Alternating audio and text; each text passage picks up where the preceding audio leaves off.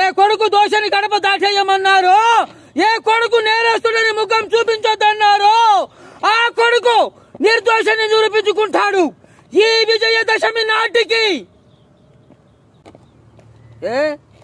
మరిద్దరికి ఇరుకుగా ఉంటుందా?